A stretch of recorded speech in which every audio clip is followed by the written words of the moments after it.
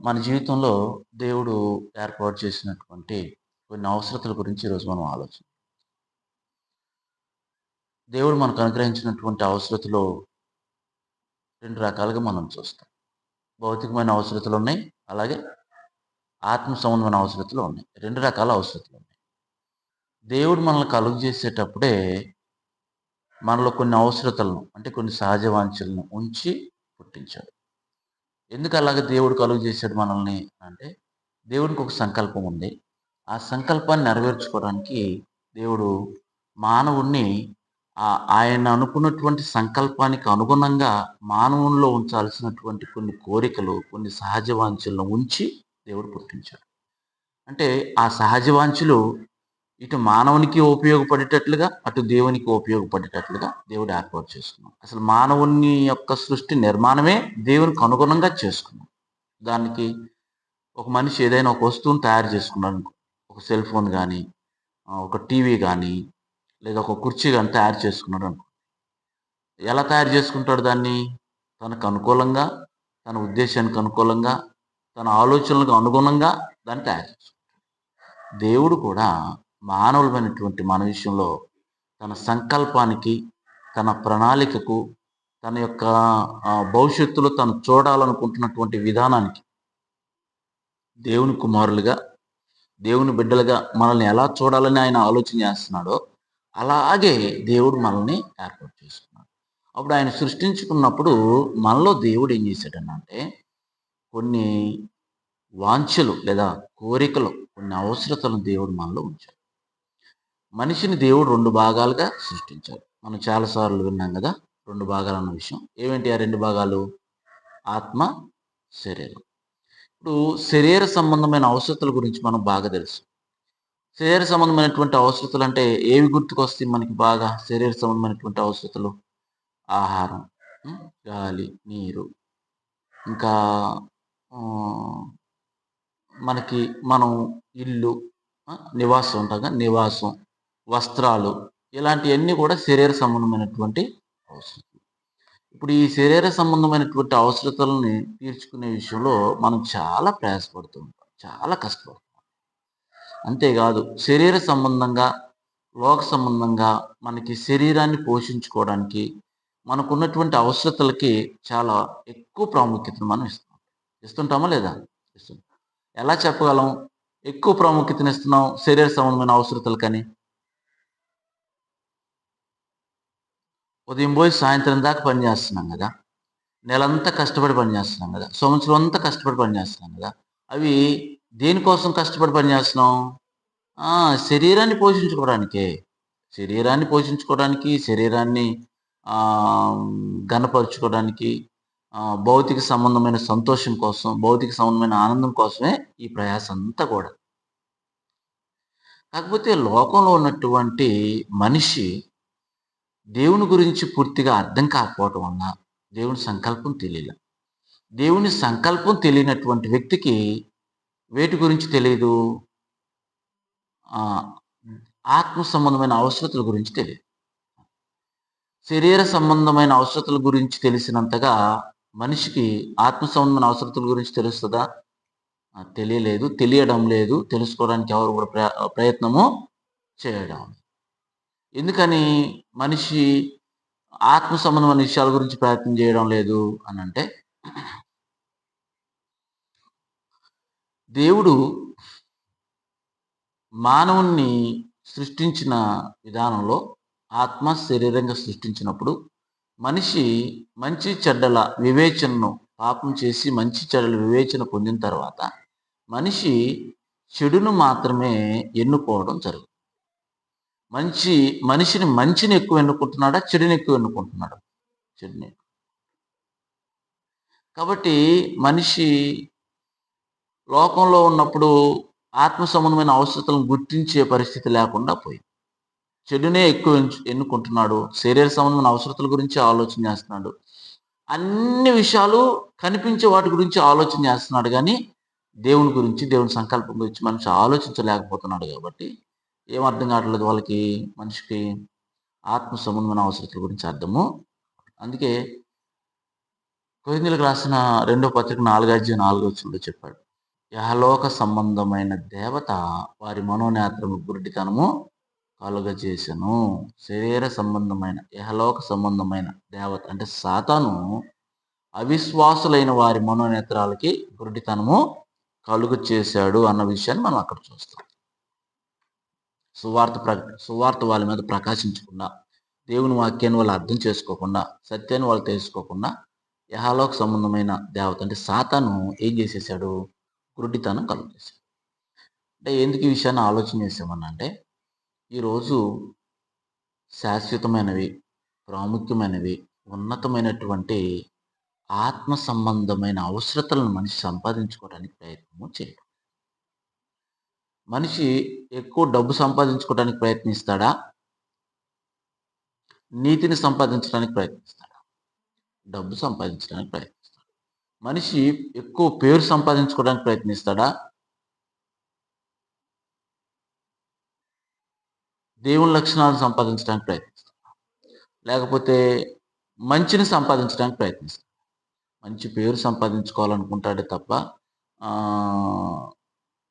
నీతిగా, న్యాయంగా ఉందాం, పరిశుద్ధంగా ఉందాం అనుకుంటాడా?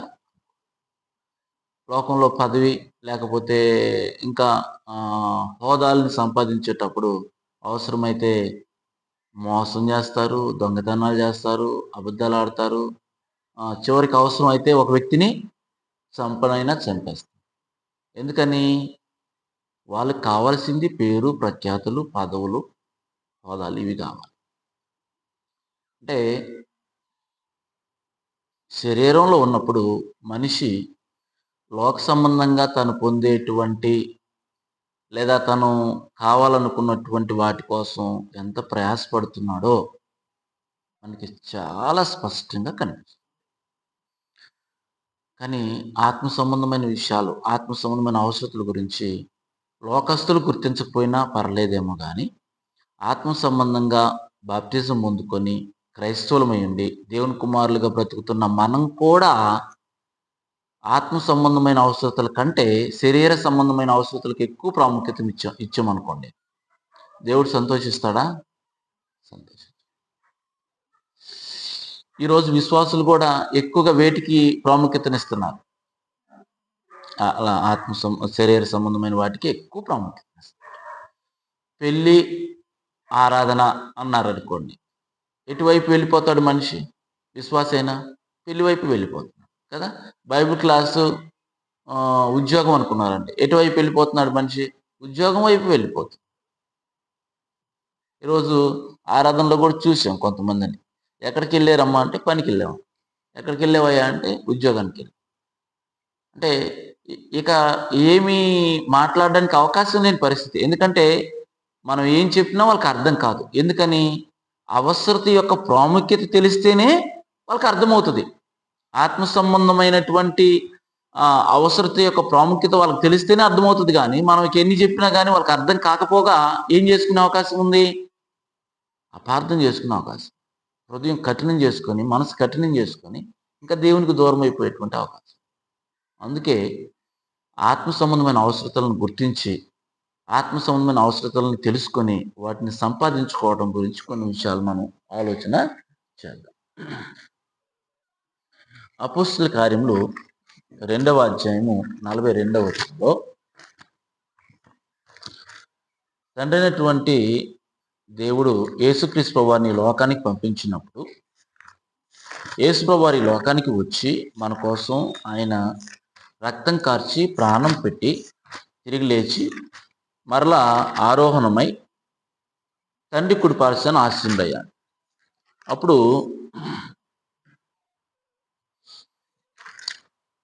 సుమారు 33-34 క్రీస్తు శకం సంవత్సరాల్లో అపోస్తుల ద్వారా సంఘం స్థాపించబడింది. అపోస్తుల ద్వారా సంఘం స్థాపించబడిన తర్వాత మొట్టమొదటిగా వారు ఆత్మ సంబంధమైన అవసరతలను ఎలా తీర్చుకున్నారు అన్న విషయం మనకు తెలియాలి. దేవుడు మానవ జీవితంలో కొన్ని సహజ వాంఛలు ఏర్పాటు చేశారు. ఆకలి, లైంగిక వాంఛ, భద్రత, సహవాసం, సాధన, ఇలా కొన్ని సహజ వాంఛలు చాలాసార్లు మనం నేర్చుకున్నాం. వీటిని ఎలా సంతృప్తిపరచుకోవాలో దేవుడే మార్గాలు ఏర్పాటు చేశాడు. అలాగే అవి ఏ విధంగా తప్పుత్రోవ పట్టి సాతాను మానవ జీవితాన్ని మరులు కొల్పి తప్పుత్రోవలోనికి వెళ్ళే విధంగా ఎలా చేస్తున్నాడో సాతాను అన్న విషయం కూడా చాలాసార్లు మనం చూసాం. ఇప్పుడు ఈ ఈ ఈ అవసరతల్ని తీర్చుకునే విషయంలో మనిషి బాబు పుట్టాడు అనుకోండి, లేదా ఒక పాప పుట్టింది. పుట్టిన వెంటనే ఏం చేస్తారు? ఏడుస్తాడు బిడ్డ. బిడ్డ ఏడవంగానే ఏం చేస్తారు? వెంటనే పాలు పట్టిస్తారు. అంటే ఎందుకంటే ఆకలి ఆకలి ఆకలి అనే సహజ వాంఛ మనం చూస్తాం. అలాగే భద్రత అనే సహజ వాంఛ చూస్తాం. అంటే భద్రత వెంటనే ఆ బిడ్డకు ఒకవేళ తల్లి స్పృహలో లేకపోవచ్చు, లేదా తల్లి ఏదన్నా ఇబ్బంది అయ్యి ఆమె మత్తులో ఉండి ఉండొచ్చు. అప్పుడు వెంటనే ఏం చేస్తారు? చిన్నమ్మో, పెద్దమ్మో, అమ్మమ్మో, నాయనమ్మో ఎవరో ఒకరు ఉండి ఏం చేస్తారు? వెంటనే టేక్ టేక్ ఆ బాబు కానీ పాప విషయం కానీ వెంటనే వాళ్ళు కేర్ తీసుకుంటారు జాగ్రత్తగా. ఒకవేళ బిడ్డ వణుకుతుందనుకో, మంచి దాన్ని ఏమంటారు, ఉన్ని వస్త్రాలు ఉంటాయి కదా, ఉన్ని వస్త్రాల్లో పెట్టేసేసి ఉంచుతారు. శుభ్రంగా స్నానం చేసేసి నీట్గా. ఒకవేళ ఏదన్నా హెల్త్ బాగాలేదంటే వెంటనే ఐసీయూలో పెట్టేసేసేస్తారు. అంటే ఇలాగా కేర్ తీసుకుంటారు భద్రత విషయంలో. ఇలా ఈ భౌతిక సంబంధమైన నీడ్స్ అన్నీ కూడా మనకు బాగా పరిచయం. ప్రతి మనిషికి తెలుసు అన్నమాట. మనం గుర్తించాల్సిన విషయాలు ఏంటంటే ఆత్మ సంబంధమైన అవసరం. సంఘం ప్రారంభించబడినప్పుడు, సంఘం స్థాపించబడినప్పుడు వారి యొక్క అవసరతలు ఎలా ఉన్నాయి అని అంటే, వీరు అపోస్తుల బోధ యందును, అపోస్తుల కార్యం 2:42 చదువుతాం. అపోస్తుల బోధ యందును, సహవాసమందును, రొట్టె విరుచుట యందును, ప్రార్థన చేయుట యందును ఎడతెగక ఉండేరి. ఎడతెగకుండా ఉన్నారు. మన భౌతిక అవసరతలను తీర్చుకునే విషయంలో మనం ఎడతెగకుండా ఉంటామా? అప్పుడప్పుడే ఆలోచన చేస్తామా? ఎడతెగకుండా ఉంటాం.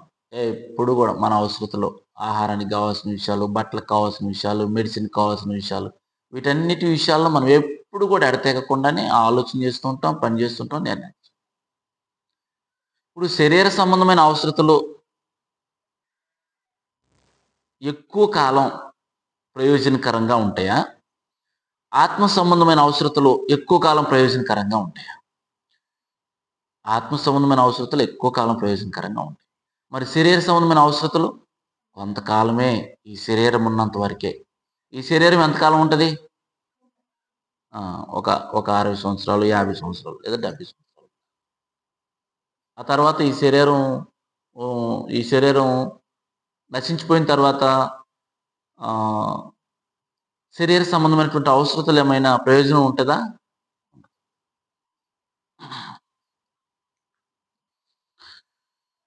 సంఘం స్థాపించబడిన తర్వాత విశ్వాసులు, దేవుని పిల్లలు, దేవుని నమ్ముకున్న వాళ్ళు, దేవుని కుమారులు, వారి అవసరతలు ఎలా తీర్చబడ్డాయి? వారు ఏ విధంగా సంతృప్తి చెందారు? ఎలా ఆనందించారు? ఎలాంటి భద్రతలో బ్రతికారు? ఎలాంటి సహవాసంలో జీవించారు అని అంటే దేవుని యొక్క వాక్యం యొక్క నీడలో వారు బ్రతికారు. అంటే వారి యొక్క ఆహారం ఏమైంది? వారి యొక్క ఆనందం, వారి యొక్క సంతృప్తి ఏమై ఉంది అంటే దేవుని యొక్క వాక్యాన్ని చదవడము, వినడం, చదవడము, వినడం. యేసుక్రీస్తు వారు అంటాడు కదా, ఒక మనుషుడు రొట్టె వలన మాత్రం కాదు కానీ దేవుని నోట నుండి వచ్చి ప్రతి మాట వలన బ్రతుకును అన్నాడు. అంటే మనిషి లోక సంబంధేమో రొట్టె తింటే బ్రతుకుతాము అనుకుంటారు. ఆత్మ సంబంధేమో వాక్యం నేర్చుకుంటే, దేవుని వాక్యం నేర్చుకుంటే, దేవుని వాక్యం వింటే, దేవుని వాక్యం చదివితే మనం క్రీస్తులాగా బ్రతుకుతాము అని అర్థం నేర్చుకుంటాం. అందుకే బోధ యందు, వాక్యం నందు ఎలా ఉన్నారట వాళ్ళు? ఎడతెగకుండా ఉన్నారు. ఎడతెగకుండా అంటే ప్రతిరోజు, ప్రతి సమయం దేవుని వాక్యం మీదే ఆధారపడి. ఇప్పుడు దేవుని వాక్యాన్ని నేర్చుకున్నారు కాబట్టి వాళ్ళ నిర్ణయాలు చక్కగా ఉంటాయి. ఆత్మ సంబంధంగా ఆలోచిస్తారు. వారి భావోద్వేగాలు ఆత్మ సంబంధంగా. వారి జీవితం గౌరవించదగినదిగా ఉంటుంది. ప్రేమించదగినదిగా ఉంటుంది. ఎందుకు అనంటే వారు అపోస్తుల యొక్క బోధ యందు ఎడతెగకుండా ఉన్నారు. అంటే ఒక విశ్వాసి దేవుని కుమారుడైన తర్వాత, దేవుని కుమార్తె అయిన తర్వాత ఫీడింగ్ అందాలి. అంటే ఆహారం ఉండాలి. మంచి ఆహారం ఉండాలి. ఏంటి ఈ ఆహారం అనంటే భౌతికంగా అయితేనేమో తల్లిపాలిస్తారు. ఆత్మ సంబంధంగా ఏమో దేవుని వాక్యము, మంచి ఆరోగ్యకరమైన వాక్యము అందితే ఆ వ్యక్తి దేవుని సంకల్పంలో, దేవుని చిత్తానుసారంగా ఆత్మ సంబంధమైన అవసరతను తీర్చబడి తన జీవితం, తన ఉనికి దేవుని రాజ్యంలో కొనసాగిస్తుంది. దేవుని రాజ్యాన్ని కొనసాగించడానికి అవకాశం. కాబట్టి ఒక విశ్వాసి యొక్క ప్రాముఖ్యమైన అవసరత ఏంటమ్మా? దేవుని వాక్యం చదవడం, దేవుని వాక్యం వినడం, నేర్చుకోవడం. ఎలా ఉన్నారట ఆదిమ సంఘం? బోధ యందు ఎడతెగకుండా. అలాగే సహవాసం, అలాగే భద్రత, లేకపోతే రొట్టె విరుచుట, ప్రార్థన చేయట. ఇప్పుడు వాళ్ళందరూ కలిసి ఒక చోట భోజనం చేస్తున్నారు. వాళ్ళ ఫెలోషిప్ ఎలా ఉండిద్ది? ఇక చెడ్డ ఆలోచనలుండవు, చెడ్డ తలంపులుండవు, చెడ్డ సహవాసం ఉండదు. వాళ్ళందరూ పరిశుద్ధంగా ఆలోచన చేస్తున్నారు. వాళ్ళందరూ నీతిగా ఆలోచన చేస్తున్నారు. వాళ్ళందరూ యథార్థంగా వ్యవహరిస్తున్నారు. అప్పుడు వాళ్ళు ఎలాంటి ఫెలోషిప్ అనిపిస్తారు? పరలోకంలో తండ్రి, కుమారుడు, పరిశుద్ధాత్మ దేవదూతలు ఉన్నప్పుడు ఎలాంటి ఫెలోషిప్ ఉండిద్దో అలాంటి ఫెలోషిప్ వాళ్ళు కలిగి, అలాంటి అన్యోన్యత, అలాంటి సహవాసం, అనురాగం అక్కడ మనం చూడవచ్చు. ప్రార్థన.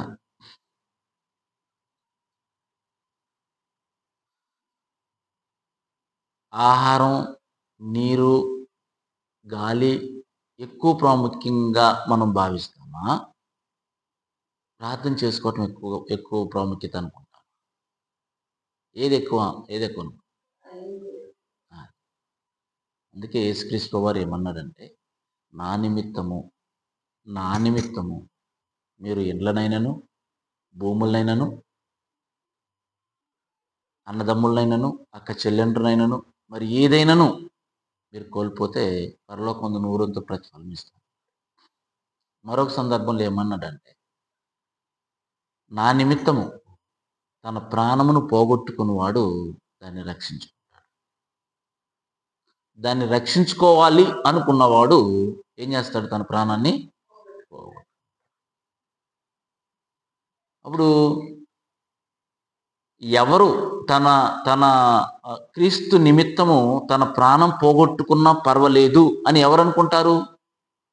శ్రమలు పడ్డా పర్వాలేదు, చంపేసినా పర్లేదు, పొడిచినా పర్లేదు, వాళ్ళు ఇన్ని చిత్రహింసలు పెట్టినా పర్లేదు, నాకు క్రీస్తు కావాలి అని ఎవరు అనుకుంటారు? ఆత్మ సంబంధమైన అవసరతలను గుర్తించిన వాళ్ళు అనుకుంటారు. ఆత్మ సంబంధంగా మనం గాలి లేకపోతే బ్రతకలేం కదా, నీరు లేకపోతే బ్రతకలేం, ఆహారం లేకపోతే బ్రతకలేం. అలాగే ప్రార్థన లేకపోతే బ్రతకలేను, క్రీస్తు లేకపోతే నేను బ్రతకలేను, నేను చచ్చిపోయినట్లే, ఇక నేను వేస్టే అని స్పష్టంగా అర్థం చేసుకున్న వ్యక్తి ఎన్ని హింసలైనా, ఎన్ని కష్టాలైనా, ఎన్ని బాధలైనా సరే భరించి క్రీస్తు కోసం నిలబడి శ్రమల్లో సంతోషిస్తాడు. అందుకే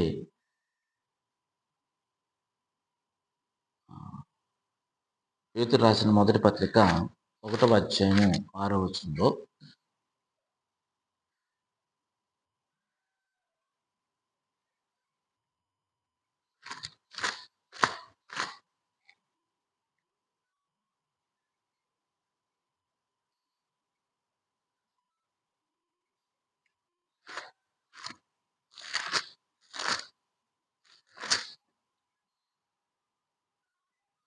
అందువలన మీరు మిక్కిలి ఆనందించున్నారు గాని అవసరం బట్టి నానా విధములైన శోధనల చేత ప్రస్తుతమున కొంచెము కాలము మీకు దుఃఖము కలుగుచున్నది.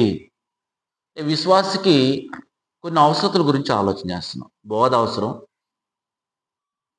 సహవాసం, మంచి సహవాసం అవసరం. చక్కగా బ్రతకాలంటే, విశ్వాసంగా బ్రతకాలంటే, దేవుళ్ళు ఎదగాలంటే, వాటి యొక్క అవసరతలని, ఇంపార్టెన్స్ని మనం గుర్తిస్తేనే ఆత్మీయంగా ఈరోజు ఉన్నతంగా మనం జీవించగలుగుతాం, బ్రతకగలుగుతాం. వాటి ప్రాముఖ్యత మనకు అర్థం కాకపోతే మనం వేటికే ఎక్కువ ప్రాముఖ్యతనిచ్చేస్తాం? శరీర సంబంధం వాటికి ఎక్కువ ప్రాముఖ్యతను ఇచ్చేస్తాం. మంచి బట్టలు కొనేదానికి ఎక్కువ ప్రాముఖ్యతనిస్తామా? ఒక మంచి బైబిల్ కొనుక్కునే దానికి ఎక్కువ ప్రాముఖ్యతనిస్తామా?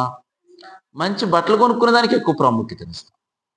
ఎందుకంటే బైబిల్ కొనుక్కొని చదువుకునే దాని గురించేమో ఏదో ఒక బైబిల్లే ఏముందిలే, ఆ 200కో 300కో అమ్ముతా ఉంటారు. అది ఒకటి తీసుకొని జిప్ ఒకటి కొనుక్కుందాం సరిపోయిద్దిలే అనుకుంటాం. కానీ బట్టలు కొనుక్కునేటప్పుడు ఏదో ఒకటిలే కొనుక్కుందాం అని చెప్పేసి అనుకుంటామా? అనుకోం. అదనమాట. అంటే దీని ఇంపార్టెన్స్ తెలియలేదు. ఇది ఇది మంచి 1000, 2000, 3000 పెట్టి కొనుక్కుందాం బైబిలు. అవి రూ. 1000 పెట్టి కొనుక్కున్నా పర్లేదు. ఇది మనకు శాశ్వతమైనది. ఇది ఇంపార్టెంట్ అని చెప్పేసి ఆలోచన చేసే పరిస్థితిలో ఉన్నామా? లేదు. ఎందుకని? మనకు అర్థం కాలేదు. ఓకే. 6వ వచనంలో అవసరమును బట్టి నానా విధములైన శోధనల చేత, అంటే విశ్వాసికి ఏం అవసరం? శోధనలు అవసరం. విశ్వాసికి అవసరం అని అంటే బంగారం అవసరం అనుకోవచ్చు, మంచి బట్టలు అవసరం అనుకోవచ్చు, ఇల్లు అవసరం అనుకోవచ్చు, ఉద్యోగం అవసరం అనుకోవచ్చు, పెళ్ళి అవసరం అనుకోవచ్చు. ఏడన్నా శోధనలు అవసరం అనేది ఏడన్నా ఉందమ్మా? ఏడన్నా శోధనలు అవసరం అనే వాళ్ళు ఎవరైనా ఉన్నారా? బ్రదర్ ఏంటి బ్రదర్ మీ అవసరతలు ఏంటండి అని అంటే, పిల్లలు పెళ్ళిళ్ళు చేయాలండి అంట. లేకపోతే పిల్లలకు ఉద్యోగాలు రాలేదండి. లేకపోతే ఒకవేళ యవనస్తులు అయితే అన్నయ్య ఉద్యోగం రాలేదన్నయ్య ప్రార్థన చేయన్నయ్య. లేకపోతే పెద్దోళ్ళని అడిగితే మనోళ్ళు మనవరాళ్ళు చదువుతున్నారు, వాళ్ళకి మంచి భవిష్యత్తు ఉండాలి, లేకపోతే వాళ్ళు మంచిగా మంచి స్థితిలో స్థిరపడాలి. ఒక అథ్లెట్ని అడిగాం అనుకో, నేను ఒక మెడల్ సాధించాలండి అంటాడు. ఒక ప్లేయర్ని అడిగాను అనుకో, ఒక కప్పు కొట్టాలండి అంటాడు. అన్నీ కూడా ఈ అవసరతలన్నీ కూడా ఉన్నాయి, లోకంలో ఉన్నాయి. మనుషులు ఆలోచిస్తారు, అలాగా ఆలోచిస్తారు, మంచిదే. కానీ విశ్వాసి యొక్క విధానము, పద్ధతి పూర్తిగా ఆపోజిట్. పూర్తిగా ఆపోజిట్. అర్థం చేసుకోగలిగితే వీటన్నిటికీ వ్యతిరేకంగా విశ్వాసి యొక్క ఆలోచనలు ఉంటాయి. ఏంటి విశ్వాసి యొక్క ఆలోచన అని అంటే, విశ్వాసి అవసరతల్లో శోధనలు ఉంటాయి. ఎవ్వరమైనా సరే ప్రశాంతంగా ఉండాలనుకుంటాం, నెమ్మదిగా ఉండాలనుకుంటాం, హాయిగా ఉండాలనుకుంటాం. శోధించబడి శోధనలో పడి టెన్షన్తో నలిగిపోవాలని ఎవరైనా అనుకుంటారా? ఎవ్వరము అనుకోం. కానీ పేతురు అంటున్నాడు, బంగారం అగ్ని చేత పరీక్షింపబడి శుద్ధపరచబడుచున్నది కదా, మరి అత్యంత విలువైన మీ విశ్వాసం, మీ విశ్వాసం అమూల్యమైన, దానికంటే అమూల్యమైన మీ విశ్వాసం ఈ శోధనల చేత పరీక్షకు నిలిచినదై యేసుక్రీస్తు ప్రత్యక్షమైనప్పుడు మీకు మెప్పును మహిమయు ఘనతయు కలుగుటకు కారణమగును. శోధనలు రావడం ఇష్టపడతామా? కష్టంగా ఫీల్ అవుతామా?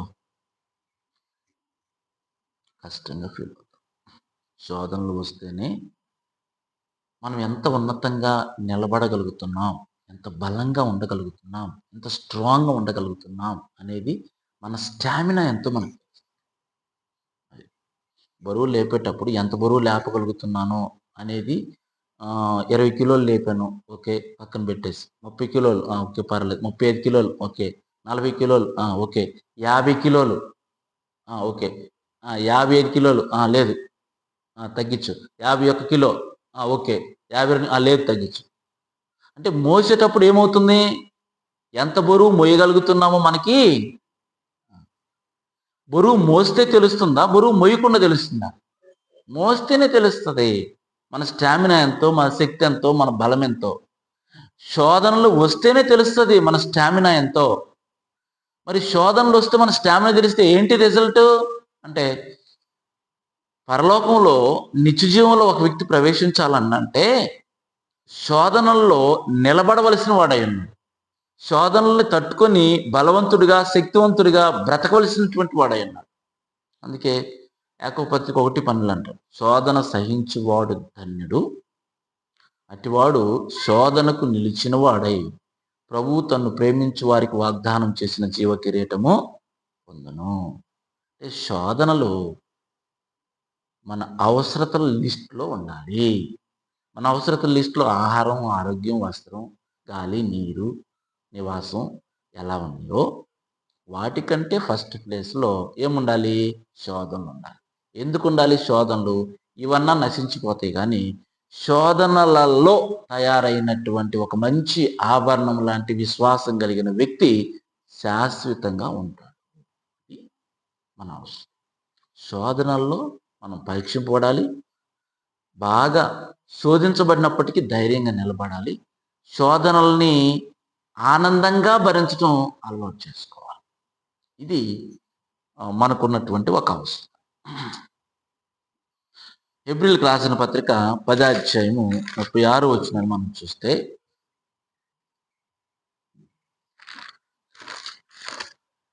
అక్కడ కూడా మనకు ఉన్నటువంటి ఒక అవసరం గురించి మాట్లాడతాం.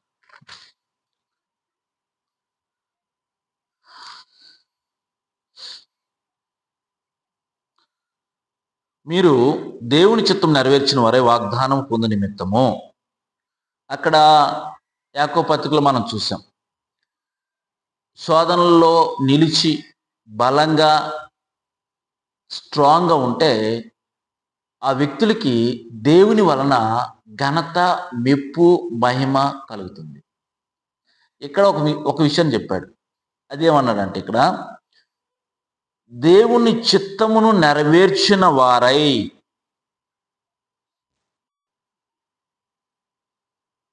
వాగ్దానము పొందు నిమిత్తం మీకు ఓరిమి అవసరమై ఉన్నది. మన పేరెంట్స్ ఉంటారు కదమ్మా, తల్లిదండ్రులు ఉంటుంటారు. నువ్వు డాక్టర్ చేయాలరా, నువ్వు ఇంజనీర్ చేయాలరా, నువ్వు మంచి పైలట్ అయితే చూడాలనిందిరా, నువ్వు ఒక మంచి సైంటిస్ట్ అయితే చూడాలనిందిరా అని మన పేరెంట్స్ మనతో చెప్పినప్పుడు వాళ్ళ యొక్క ఎయిమ్స్, వాళ్ళ యొక్క టార్గెట్స్ కోసం, మన విషయంలో వాళ్ళకు ఉన్నటువంటి ఆ కోరికలు నెరవేర్చడం కోసం కష్టపడి చదివే పిల్లలు ఉన్నారా లేరు? కష్టపడి, శ్రమపడి, ప్రయాసపడి, మా నాన్న నన్ను లాయర్గా చూడాలనుకున్నాను, మా నాన్న నన్ను డాక్టర్గా చూడాలనుకున్నాను, మా నాన్న నన్ను సైంటిస్ట్గా చూడాలి, నేను ఎలాగైనా సాధించాలి. దేవుడు తన చిత్తానుసారంగా మనలను క్రీస్తులాగా చూడాలని ఇష్టపడతాడు. ఎంతమంది దేవుని యొక్క చిత్తాన్ని నెరవేర్చడానికి ప్రయత్నం చేస్తున్నాం? అవసరమా కదా? ఇప్పుడు మన తల్లిదండ్రులు డాక్టర్గా చూడాలనుకుంటే దాన్ని ఎంత సీరియస్గా తీసుకుని ఆలోచన చేస్తున్నాం, కొంతకాలం ఉండి పోయేది. దేవుడు మనల్ని ఆయన పిల్లలుగా చూడాలనుకుంటున్నాడు. అందుకే ఈ ప్రపంచాన్ని ఇచ్చాడు దేవుడు మనకి. ఈ ప్రతి భౌతిక సంబంధమైన నీడ్స్ అన్నీ అందుకే తీరుస్తున్నాడు. మనల్ని క్రీస్తు లాంటి కుమారులు, కుమార్తెలుగా చూడాలనుకుంటున్నాడు, నీతిమంతులుగా చూడాలనుకుంటున్నాడు, పరిశుద్ధులుగా చూడాలనుకుంటున్నాడు. అందుకే మన భౌతికమైన అవసరతలను ఇచ్చాడు.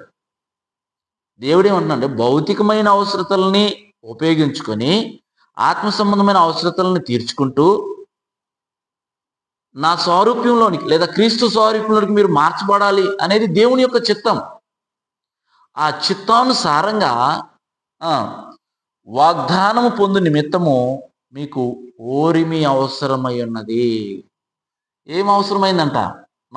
మన ఆత్మ సంబంధమైన అవసరతలో ఒక అవసరత ఏంటి? ఓరిమి అవసరము.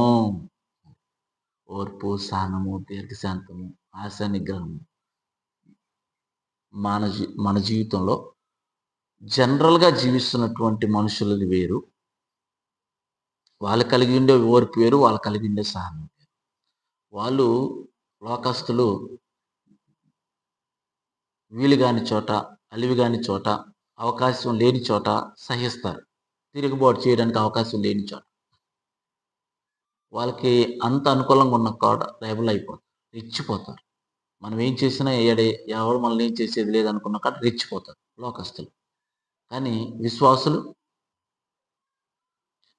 పరిస్థితి అవకాశం లేని చోట కాదు, అవకాశం ఉన్న చోట కూడా వాళ్ళు ఎప్పుడు కూడా ఓర్పు కలిగి. ఒక విశ్వాసి అయినటువంటి భర్త ఉన్నాడు అనుకో, భార్య విషయంలో, పిల్లల విషయంలో ఓర్పు కలిగి ఉంటాడా? లేకపోతే ఓర్పు లేకుండా ఎలా పడితే అలా ప్రవర్తిస్తాడా? ఓర్పు కలిగి ప్రవర్తిస్తాడు. విశ్వాసురాలైన భార్య ఉందనుకో, తన భర్త పట్ల ఎలా ప్రవర్తిస్తది? ఓర్పు కలిగి ప్రవర్తిస్తది. ఎందుకని? వాళ్ళు విశ్వాసులు కాబట్టి. ఒకవేళ అవిశ్వాసులైతే? వాళ్ళు అవిశ్వాసులైతే? ఆ! ఇప్పుడు భర్తనేం మాట్లాడినా నన్ననేవాళ్ళు లేరు. భార్యనేం మాట్లాడినా నన్ననేవాళ్ళు, పిల్లలనేం మాట్లాడినా నన్ననేవాళ్ళు లేరు. కాబట్టి రెచ్చిపోతాననుకుంటా. బయటేమో పిల్లుల్లాగుంటారు. బయటికెళ్తే? బయటికెళ్ళి ఇలా రెచ్చిపోయారనుకో వేరే ఇంట్లో, వాళ్ళు ఊరుకుంటారా?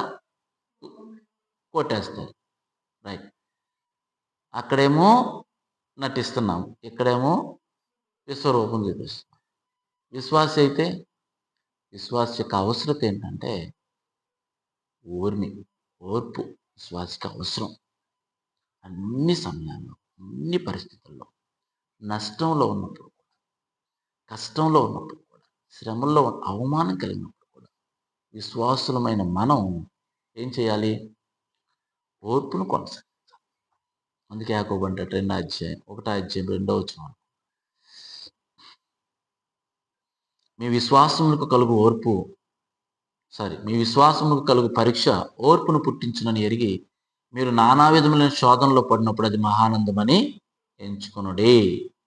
మీ విశ్వాసములకు కలుగు పరీక్ష ఓర్పును పుట్టించునని ఎరిగి. విశ్వాసానికి పరీక్షలు వస్తాయా? వస్తాయి. ఆ పరీక్షలో మనం పాస్ అయితే మనలో ఏమొస్తాయి? ఓర్పు వస్తుంది. ఏంటి ఈ పరీక్షలు? భార్యాభర్తల మధ్య గొడవలు సమస్యలు వస్తే రావచ్చేమో, లోకస్తులతో సమస్యలు రావచ్చు, రకరకాల సమస్యలు, శోధనలు, ఇబ్బందులు మనకి ఎదురవుతాయి. అప్పుడు మనం విశ్వాసులం కాబట్టి అక్కడ మనం రెచ్చిపోవాలా? ఓర్పును సాధించాలా? ఓర్పును సాధించాలి. ఓర్మి అవసరము అన్నాడు. ఓర్మి అవసరము అన్నాడు.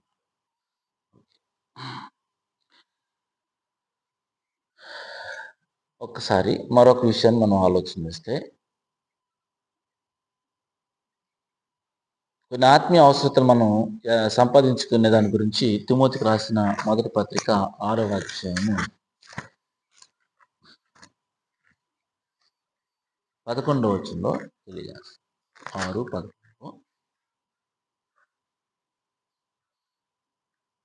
మనం ఏటిని సంపాదించుకోవాలో దైవజనుడితో మాట్లాడుతూ, అంటే తిమోతితో మాట్లాడుతూ, దైవజనుడా నీవైతే వీటిని విసర్జించి నీతిని, భక్తిని, విశ్వాసమును, ప్రేమను, ఓర్పును, సాత్వికమును సంపాదించుకొనుము. ఏం సంపాదించుకోవాలంట? విశ్వాసం ఏమేమి సంపాదించుకోవాలి? వెండిని, బంగారాన్ని, ఆస్తులను, పేరును, అవి చెప్పాడా? చెప్పలేదు. నిజంగా ఈరోజు ప్రార్థనకి వెళ్ళే వాళ్ళందరికీ ఇది అర్థమైంది అనుకుంటారమ్మా? అర్థమైంది అసలు ఇది? నీతిని, భక్తిని, విశ్వాసాన్ని, ప్రేమను, ఓర్పును, సాత్వికమును అసలు సంపాదించుకోవడం ఏంటి? సంపాదించుకునేది ఏదన్నా ఉంటే డబ్బు గురించో, బంగారం గురించో, ఉద్యోగం గురించో, ఇంకో దాని గురించో మాట్లాడు బాగుంటది. నీతిని, ప్రేమను, సాత్వికాన్ని అసలు సంపాదించుకోవడం ఏంటి? అది ఆత్మ సంబంధమైనటువంటి వ్యక్తి సంపాదించుకోవడంలో వీటి గురించి ఆలోచిస్తాడు. లోకస్తుడు సంపాదించుకోవడంలో వాటి గురించి ఆలోచిస్తాడు. ఆత్మ సంబంధమైన వ్యక్తి డబ్బు సంపాదించడం గురించి ఆలోచిస్తాడు. ఆత్మ సంబంధమైన లోక సంబంధమైన వ్యక్తి, ఆత్మ సంబంధమైన వ్యక్తి నీతిని సంపాదించడం గురించి ఆలోచిస్తాడు. డబ్బుని సెకండ్ ప్లేస్లో ఉంచుతారు. టెంపరరీగా ఆలోచిస్తాడు. యూజ్ అండ్ త్రోగా ఆలోచిస్తాడు. ఈజీగా తీసుకుంటాడు. అర్థమైందా డిఫరెన్స్? మనం ఇప్పుడు నీతిని, ప్రేమను, సాత్వికాన్ని, విశ్వాసాన్ని వీటిని సంపాదించుకోవడానికి కృషి చేస్తుంటే ఖచ్చితంగా మనం ఘనతను, మెప్పును దేవుని వల్ల మన అవసరతలు, ఆత్మ సంబంధమైన అవసరతలు మనం సంపాదించుకోవాల్సినవి ఇవి. ఒక పేషెంట్ హాస్పిటల్లో ఉంటే, సీరియస్ కండిషన్లో ఉంటే, ఇప్పుడు ఇమ్మీడియట్‌గా అతనికి ఏం అవసరం? ఆక్సిజన్ అవసరం. ఒక 10 కిలోలు బంగారం ఇస్తే బ్రతుకుతాడా? కాదు. అతనికి ఆక్సిజన్ అవసరం. డబ్బులిస్తే బ్రతుకుతాడా? లేదు. ఆక్సిజన్ అవసరం. డబ్బులిస్తే బ్రతుకుతాడా? ఆక్సిజన్ అవసరం లేదు. నువ్వు బంగారం, డబ్బు ఎంత ఇచ్చినా బ్రతకడు. నువ్వు హాస్పిటల్‌లో అవన్నీ ఇచ్చినా సరే, వాళ్ళు తీసుకొచ్చి ఆక్సిజన్ పెడితేనే మనిషి బ్రతుకుతాడు. అర్థమైందమ్మా? వాళ్ళు వచ్చి ఆక్సిజన్ పెడితేనే మనిషి బ్రతుకుతాడు. ఆక్సిజన్ ఆ వ్యక్తికి ఎంత అవసరమో, ఆక్సిజన్ ఆ వ్యక్తికి ఎంత అవసరమో, ఒక వ్యక్తి దేవుని కుమారుడిగా బ్రతకటానికి, ఆత్మ సంబంధిగా, విశ్వాసిగా, క్రైస్తవుడిగా బ్రతకడానికి నీతి ఆక్సిజన్‌తో సమానం. సాత్వికం, ప్రేమ, పరిశుద్ధత ఆక్సిజన్‌తో సమానం. అలా నువ్వు భావించగలిగినప్పుడే ఈ లోకంలో నీ విశ్వాసానికి గ్యారంటీ. ఈ లోకంలో నిజంగా విశ్వాసమైన జీవితంలో నువ్వు స్ట్రాంగ్‌గా, బలంగా ఉన్నావు అని అర్థం. అలా కాకుండా సంపాదించుకునే వాటి లిస్ట్‌లో లోక సంబంధమైనవన్నీ ఉండేసేసి ఇవి టెంపరరీ, టెంపరరీ, విశ్వాసం టెంపరరీ, ప్రేమ టెంపరరీ, నీతి టెంపరరీ ఇలాగని మనం సెకండ్ ప్లేస్‌లో వీటిని పెట్టేసి విశ్వాసులు అందరూ చేసే పని అదేగా. అందరూ అదే పని చేస్తారు. ప్రార్థనకి రమ్మంటే 10:30కి ప్రార్థన అంటే ఎన్ని గంటలకు వస్తాం? 11 గంటలకు. ఆరితేరి కొంతమందైతే 10:30కి రమ్మంటే 10:30కి 11 గంటలకి, 12 గంటలకి వస్తుంది. అంటే వాళ్ళకి ఏమర్థమైంది? ఇంట్లో ఏందమ్మా ప్రార్థనకి రాలేకపోయారనంటే, మా ఆయనొచ్చాడు కూర తీసుకొచ్చుకున్నాడు. వండి పెట్టకపోతే ఊరుకోవటం లేదు. లేకపోతే బట్టలు ఉతకటం అవ్వలేదు. పిల్లల్ని రెడీ చేయటం అవ్వలేదు. అంటే ఈ భౌతికమైనటువంటి నీడ్స్ అవసరమే. కాదనడం లేదు. అవన్నీ అవసరమే. వాటిని చూసుకోవాల్సిన రెస్పాన్సిబిలిటీస్ కూడా ఉన్నాయి. కానీ వాటికంటే ప్రాముఖ్యమైనది ఏది అనంటే ఆరాధన. దానికి నువ్వు చేసుకోవాల్సినయన్నీ చేసేసుకొని సమయానికి ఆరాధనకొచ్చేటట్లుగానే ఉండాలి. అదే ఒక పెళ్ళుంది. పొద్దున్నే వెళ్ళిపోవాలి. ట్రైన్ ఎళ్ళిపోయిద్ది. బస్సు ఎళ్ళిపోయిద్ది. ఏం చేస్తాం? అన్నీ సిద్ధం చేసేసుకొని, భర్తను గూడా చెప్పుకొని, అయ్యా! వాళ్ళెళ్ళిపోతున్నారు. లేదా పనికెళ్తున్నారు. పొద్దున్నే కోతలకెళ్తుంటారు. మిరగాయల కోతకి వాటికి పొద్దున్నే ఎళ్తుంటారు. శనగ కోతలకు వెళ్తుంటారు. పొద్దున్నే వెళ్ళేటప్పుడు వాళ్ళాయన ఆపుతాడా? ఆపడుగా. పిల్లలు అప్పుడు అడ్డం వస్తారా? రారుగా. వెళ్ళిపోతారు గదా! వెంటనే వెళ్ళిపోతారు. కాబట్టి మనకు అవసరమైనయి సంపాదించుకునేటప్పుడు ఎప్పుడు గూడా మనకేవి ఆటంకం కావు.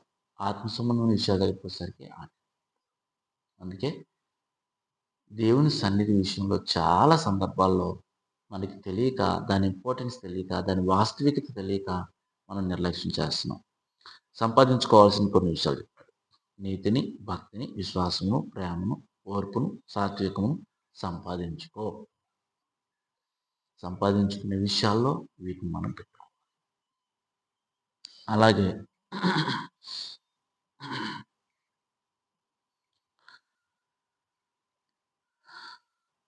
తీతుకు రాసిన తీతు పత్రిక 3వ అధ్యాయము 14వ వచనంలో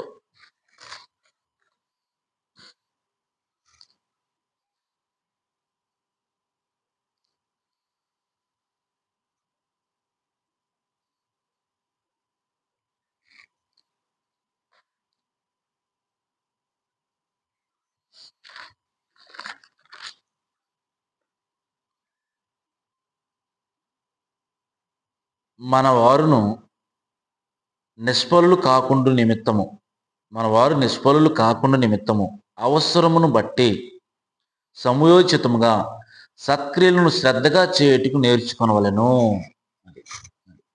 జనరల్‌గా మనకేదైనా అవసరం అని అనుకున్నాం అనుకో, ఆరోగ్యం బాలేదు డాక్టర్ దగ్గరికెళ్ళాము. అయ్యా! నువ్వు వ్యాయామం చేయాల్సిన అవసరం ఉందయ్యా! లేకపోతే నీకు బాడీ తగ్గదు. వెయిట్ తగ్గకపోతేనేమో నీకు ఈ జబ్బు తగ్గదు. షుగర్ పెరిగిపోద్ది, బీపీ పెరిగిపోద్ది. వెయిట్ తగ్గాలనో, లేకపోతే నువ్వు ఫుడ్ తగ్గించుకోవాలనో, లేకపోతే ఈ ఫుడ్ మానేసి ఆ ఫుడ్ తీసుకోవాలనో డాక్టర్ గారు చెప్పారనుకోండి. ఏం చేస్తాం? ఖచ్చితంగా, ఖచ్చితంగా పాటిస్తాం. ఎందుకని అది కంపల్సరీ. చెయ్యకపోతే నువ్వు చనిపోతావు గదా! అవి చేస్తేనే నువ్వు బ్రతుకుతావు. కాబట్టి ఇక్కడ మనకి అలాగే అలాంటి ఒక ఆహ్, నీడ్ స్పిరిచువల్‌గా మనం ఆలోచన చేస్తే, అలాంటి అవసరతను మనం ఆలోచన చేస్తే ఇక్కడేమన్నాడంటే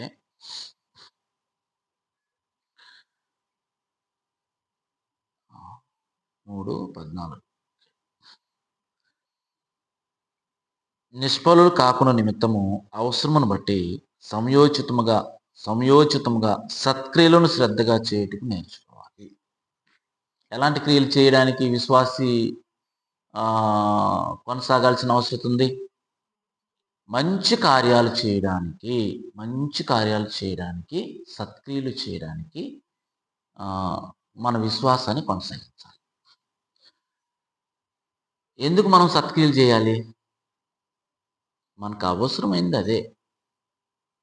మనం లోకంలో చేసే కార్యక్రమాలన్నీ కూడా ఎలాంటివి? నిష్ప్రయోజనమైనవి. మనకు ఒకవేళ పరలోకంలో ఏమైనా కౌంట్ అవ్వాలంటే, ప్రయోజనకరంగా ఉండాలంటే, యూజ్‌ఫుల్ అవ్వాలంటే, పరలోకంలో దేవుడు మనం చేసినటువంటి పనిని లెక్కలోకి తీసుకోవాలనంటే అవి సత్క్రియలై ఉండాలి. మంచి కార్యాలై ఉండాలి. రక్షించబడిన వ్యక్తి అయ్యుండి, పరిశుద్ధంగా జీవిస్తున్నటువంటి వ్యక్తి అయ్యుండి, సత్క్రియలు చేస్తే ఆ సత్క్రియలు ఎవరి లెక్కలో చేర్చబడతాయి? పరలోకంలో మన లెక్కలో చేర్చబడతాయి. దేవుడు దాన్ని కౌంట్ చేస్తాడు. కాబట్టి మరొక అవసరత ఏంటి? విశ్వాస సంబంధమైనటువంటి జీవితంలో దేవుని బిడ్డల యొక్క అవసరతల్లో మరొక అవసరత ఏంటి?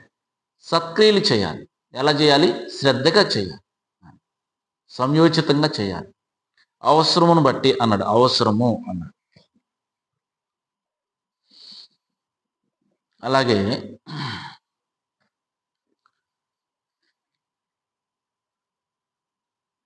లోకాసు వార్త 12:33 ఒక మాట చదువుకొని చాలా వరకు 12:33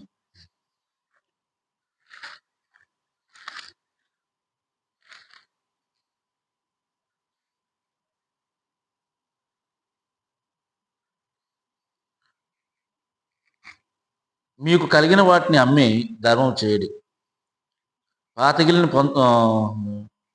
పాతగిలిన సంచులను పాతగిలని సంచులను పరలోకమందు అక్షయమైన ధనమును సంపాదించుకొనుడి.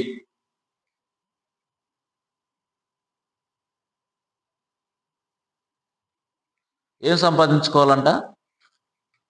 స్పెడ్స్ వాడాల్సిందే, తప్పదు. స్పెడ్స్ అవసరం అని అర్థమైపోతుంది. మీకు కలిగిన వాటిని అమ్మి ధర్మం చేయడి. పాతిగిలని సంచులను పరలోకమందు అక్షయమైన ధర్మమును సంపాదించుకొనుడి. అక్కడికి దొంగ రాడు. పాతిగిలని సంచులు అంటే శాశ్వతమైనవి, ఎప్పటికీ ఉండేవి, నశించిపోనివి. అక్షయమైన ధనము అన్నాడమ్మా. అక్షయమైన ధనము అన్నాడు. అంటే మనకు ఉండాల్సిన ఒక అవసరత ఏంటంటే, నీడ్ ఏంటంటే, విశ్వాసి యొక్క అవసరతలో ఒక అవసరత అక్షయమైన ధనమును సంపాదించుకోవటం. ఈ లోకంలో దేవుడు మనకిచ్చిన ధనంలో మనం ఇతరులకు పాలిచ్చినప్పుడు, దేవుని కార్యాలకే ఉపయోగించినప్పుడు, సంఘ క్షేమాభివృద్ధి కొరకు వాడినప్పుడు ఆ ధనము, క్షయమైన ధనం ఎలా మారిపోతుంది? అక్షయమైనదిగా మారిపోతుంది కదా. ఇప్పుడు అమెరికా డాలర్స్ తీసుకొని వస్తా ఢిల్లీలోనో ముంబైలోనో ఏం చేస్తారంటే ఎక్స్చేంజ్ చేసుకుంటారు డాలర్స్ని. మన దేశంలో మరి డాలర్స్ ఉపయోగించడానికి లేదు కదా. అందుకని వాళ్ళు ఫారినర్స్ ఎవరైనా అమెరికా నుంచి ఇక్కడికి వచ్చేటప్పుడు ఏం చేస్తారంటే ఆ ఢిల్లీలోనో ముంబైలోనో ఎక్స్చేంజ్ బ్యాంక్స్ ఆఫీసెస్ ఉంటాయి. ఆడికి వెళ్ళిపోయి వాళ్ళు డాలర్స్ ఇచ్చేసి రూపీస్ తీసేసుకుంటారు. లేకపోతే మన దేశస్తులు అమెరికా వెళ్ళారనుకోండి, అమెరికాలో రూపీస్ ఉపయోగించడానికి లేదు కదా. ఆ రూపీస్ ఇచ్చేసేసి అక్కడ వాళ్ళు డాలర్స్ తీసేసుకొని డాలర్స్ యూజ్ చేసుకుంటారు. అట్లాగే ఈ లోకంలో ఈ క్షయమైనటువంటి ధనాన్ని మనం కానీ దేవుని కార్యాలకు, సంఘ క్షేమాభివృద్ధికి, అనేక మందిని రక్షించడానికి, సహోదరుల్ని ప్రేమిస్తూ మనం దేవుని పరిశుద్ధమైన కార్యాలని ప్రోత్సహించడంలో ఉపయోగించటం వలన ఈ క్షయమైన ధనం కాస్త అక్షయంగా మారి పరలోకంలో మన అకౌంట్లో పడి ఇలాగ మనం ఆలోచిస్తూ వెళ్తే ఈ లోకంలో ఎన్నో ఆత్మ సంబంధమైనటువంటి అవసరతలు మనం నెరవేర్చుకోవాల్సినటువంటి అవసరం ఉంది. దేవుడు ఆత్మ సంబంధమైన అవసరతలను నెరవేర్చేవారుగా ఉండేదానికి అనుగుణంగా మనం సృష్టించుకున్నాం. మన శరీరాన్ని ఈ లోకంలో బ్రతికి ఇక ఇక ఇక ఈ లోకంతో అంతమైపోయేటట్లుగా దేవుడు మనల్ని సృష్టించాడా? ఈ శరీరంలో ఉండి ఆత్మ సంబంధంగా జీవించి ఆత్మ సంబంధమైన అవసరతలను తీర్చుకొని ఆత్మ సంబంధమైన జీవితంతో పరలోకంలో శాశ్వతంగా ఉండేటట్లుగా దేవుడు మన గురించి ఆలోచన చేశాడా?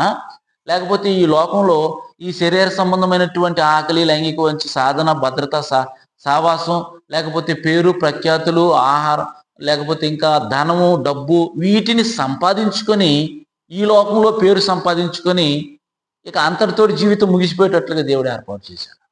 ఈ లోకంలో మన జీవితం ఈ లోకంలో చనిపోవడంతో ముగిసిపోయిద్దా? అది ముగిసిపోదు. అందుకే విశ్వాసులకేమో నిరీక్షణ ఉంటుంది, అవిశ్వాసులకేమో నిరీక్షణ ఉండదు. అందుకే పౌలు అన్నాడు కదా, నిరీక్షణ లేని ఇతరుల వల్లే మీరు దుఃఖపడకుండా నిమిత్తము. నిరీక్షణ లేని వాళ్ళు అవిశ్వాసులు ఏం చేస్తారు? నిరీక్షణ లేకుండా ఆలోచన చేస్తారు. బ్రతికేమా, ఎంజాయ్ చేయండి రా చాలు, తర్వాత ఎవరు చూశారు, బ్రతికిన 4 రోజులు సంతోషంగా బ్రతకండి, ఎంజాయ్ చేయండి, అంతే. తాగండి, తిరగండి, మీకు నచ్చినట్లుగా బ్రతికేసేయండి. మనం బ్రతికేది 4 రోజులు అనుకుంటాం. కానీ 4 రోజులు బ్రతికేదానికి అక్కడ గొప్ప సంకల్పం ఉందన్న సంగతి వాళ్ళకి అర్థం కావు. ఈరోజు మనం దేవుని బట్టి దేవుని కుమారులుగా బ్రతుకుతున్నాం. మనకు అర్థమైంది కాబట్టి మనం ఏం చేయాలి? శరీర సంబంధమైన అవసరతల కంటే ఆత్మ సంబంధమైన అవసరతలకి ఎక్కువ ప్రాముఖ్యతను ఇవ్వాలి. అప్పుడు దేవుడు మనకి మెప్పు, ఘనత, మహిమ, జీవ కిరీటం దేవుడు మనకి ఇస్తాడు. అర్థమైంది కదా? అర్థమైందా? ఆ విధంగా మన విశ్వాసాన్ని ఈ లోకంలో కొనసాగించుకోవడానికి ప్రయాసపడదాం, కష్టపడదాం, శ్రమ పడదాం. ఆ విధంగానే కొనసాగుతాం.